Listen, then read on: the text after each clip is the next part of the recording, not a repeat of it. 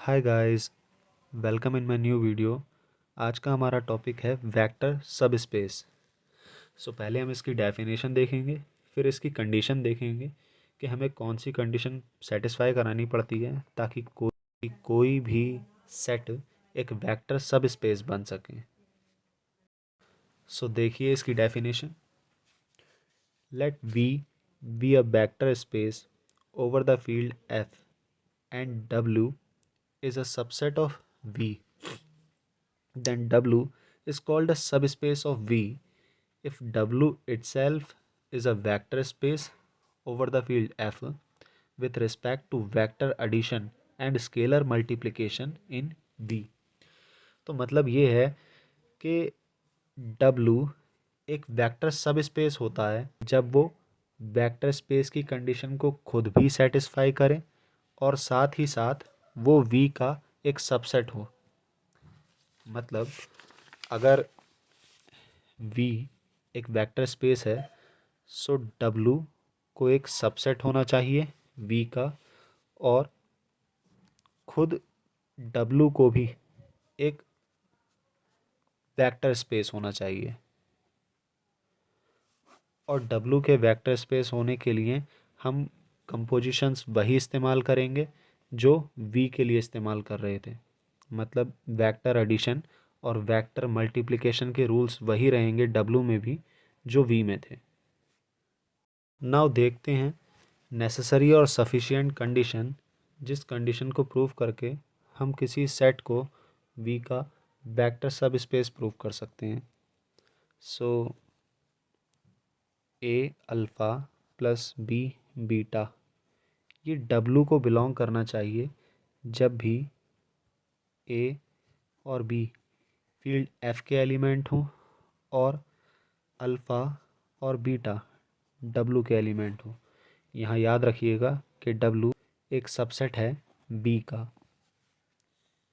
सो पहले हम प्रूफ करेंगे कि कंडीशन है वो नेसेसरी है। So the condition is necessary.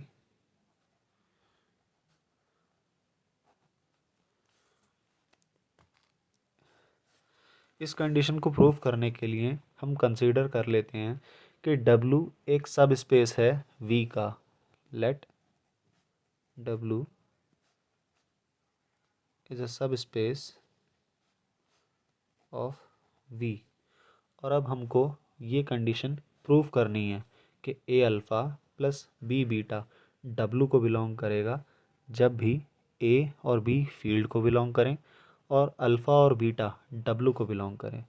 सो अब क्योंकि W को एक सब स्पेस कंसीडर किया गया है, तो अगर कोई A फील्ड F में बिलोंग कर रहा है और अल्फ़ा W को बिलोंग कर रहा है, सो A अल्फ़ा W को बिलोंग करेगा। ये कंडीशन स्केलर मल्टीप्लिकेशन की कंडीशन होती है और एक वेक्टर स्पेस में स्केलर मल्टीप्लिकेशन की कंडीशन सेटिस्फाई होती है। और क्योंकि W एक सब स्पेस है तो W खुद भी एक वेक्टर स्पेस है। यहाँ लिख सकते हैं since W is also a vector space. Now same condition अगर कोई B फील्ड F को बिलोंग करेगा और बीटा W को बिलोंग करेगा, सो B बीटा वो भी W को बिलोंग करेगा सेम स्केलर मल्टीप्लिकेशन की कंडीशन की वजह से। Scalar multiplication in W। Now ये A अल्फ़ा W को बिलोंग कर रहा है और B बीटा W को बिलोंग कर रहा है। सो हम लिख सकते हैं A alpha belongs to W, B beta belongs to W। अब देखिएगा ये एलिमेंट भी W के अंदर है, ये एलिमेंट भी W के अंदर है, और हम जानते हैं कि एक वेक्टर स्पेस एडिशन के लिए क्लोज्ड होता है। मतलब अगर A अल्फ़ा W के अंदर है, B बीटा W के अंदर है, सो इन दोनों का addition A alpha plus B beta वो भी W के अंदर होगा क्योंकि W एक वेक्टर स्पेस है और वेक्टर स्पेस के अंदर क्लोजर प्रॉपर्टी सेटिस्फाई होती है। सो यहाँ लिख सकते हैं since W is a vector space. So जो हमारी कंडीशन हमें प्रूव करनी थी वो प्रूव हो चुकी है। जब भी A और B फील्ड को बिलोंग करेंगे और अल्फ़ा बीटा W को बिलोंग करेंगे, तब A alpha plus B beta W को बिलोंग करेगा एक सब स्पेस होने की। अब हम इसका दूसरा पार्ट देखते हैं। हम यहाँ ये प्रूव करेंगे कि ये कंडीशन सफिशिएंट है। सो इसके लिए हमें दे रखा है A alpha plus B beta belongs to W where A and B belongs to field F and alpha beta belongs to W। याद रखिएगा यहाँ W एक सबसेट दे रखा है V का, लेकिन W एक वेक्टर सब स्पेस नहीं दे रखा है। हमें ये प्रूव करना है कि W एक वेक्टर सब स्पेस है। उसके लिए हमें ये दिखाना है कि W में सभी वेक्टर स्पेस वाली कंडीशंस सेटिस्फाई हो जाती हैं। उसके लिए हमें सिर्फ इस रूल का इस्तेमाल करना है, इस रूल से बाहर नहीं जा सकते हैं। सो कंसीडर कर लेते हैं A is equal to zero belongs to field F and B is equal to zero belongs to field F। Now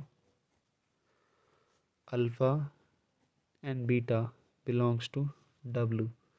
so A alpha plus B beta belongs to W। हमें एक condition दे रखी है, यहाँ पर A और B दोनों की values रखेंगे।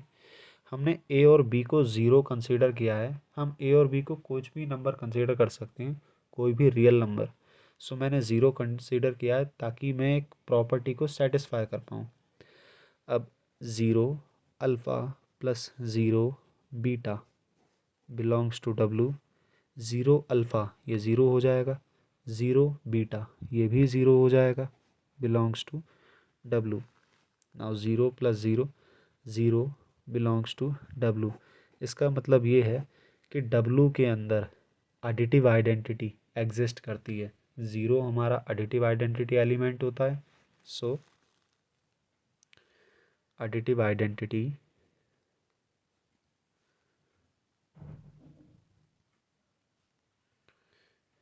एग्जिस्ट्स इन W। नाउ अब हम कंसिडर करते हैं कि A इक्वल -1 है और B इक्वल 0 है।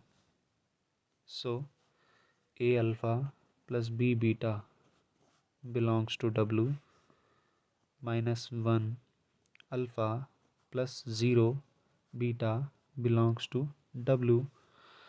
नाउ माइनस अल्फ़ा, हम -1 अल्फ़ा को माइनस अल्फ़ा लिख सकते हैं क्योंकि 1 यहाँ पर मल्टीप्लिकेटिव आइडेंटिटी होती है एंड 0 बीटा ये तो ज़ीरो हो जाएगा, belongs to W।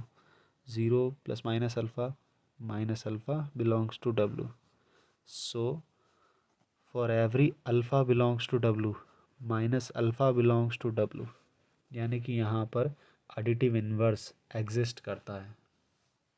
So additive inverse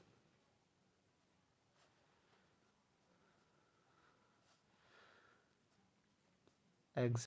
now next property को प्रूव करने के लिए कंसीडर करते हैं A belongs to F, B is equal to 0 belongs to F, alpha belongs to W and beta belongs to W। So हमारे पास property है A alpha plus B beta belongs to W। A alpha plus 0 beta belongs to W। यहाँ हमने B की value रख दी है। So ये A alpha belongs to W हो जाएगा। इसे ध्यान से देखेंगे तो ये स्केलर मल्टीप्लिकेशन है। स्केलर मल्टीप्लिकेशन वाली प्रॉपर्टी यानी W में प्रूफ हो रही है। So scalar multiplication property satisfied. अब यहाँ हम देखेंगे बाकी प्रॉपर्टीज़ को हमें यहाँ प्रूफ करने की ज़रूरत नहीं है, क्योंकि W सारे के सारे वही एलिमेंट कंटेन करता है जो V के अंदर हैं। मतलब W में क्योंकि V के एलिमेंट्स ही हैं और V के एलिमेंट्स पहले से ही वेक्टर स्पेस की बाकी सारी कंडीशंस को सेटिस्फाई करते हैं, तो हमें उन कंडीशंस को सेटिस्फाई करके दिखाने की ज़रूरत नहीं है। यहाँ पर हमें जो मेन कंडीशंस दिखानी थी वो हमने दिखा चुके हैं। यहाँ हम सीधे लिख सकते हैं all other conditions are satisfied in W because W contains elements of V। बस हमारी कंडीशन प्रूव हो चुकी है। सो हमें जब भी किसी सेट को एक वेक्टर सब स्पेस दिखाना है तो हमें ये दिखाना पड़ेगा कि वहाँ A alpha plus B beta belongs to W है, जहाँ A और B फील्ड के एलिमेंट हैं और अल्फ़ा और बीटा W के एलिमेंट हैं। ज़रूरी नहीं है कि हम यही प्रॉपर्टी दिखाएं, इसके लिए कई सारी और प्रॉपर्टीज़ भी होती हैं, बट मेनली हम इसी प्रॉपर्टी का इस्तेमाल करते हैं। सो ये प्रॉपर्टी इम्पॉर्टेंट है। आई होप आपको वीडियो समझ में आया होगा। सो अगर वीडियो अच्छा लगे तो प्लीज़ लाइक करें, शेयर करें और चैनल को प्लीज़ सब्सक्राइब करें। Thank you.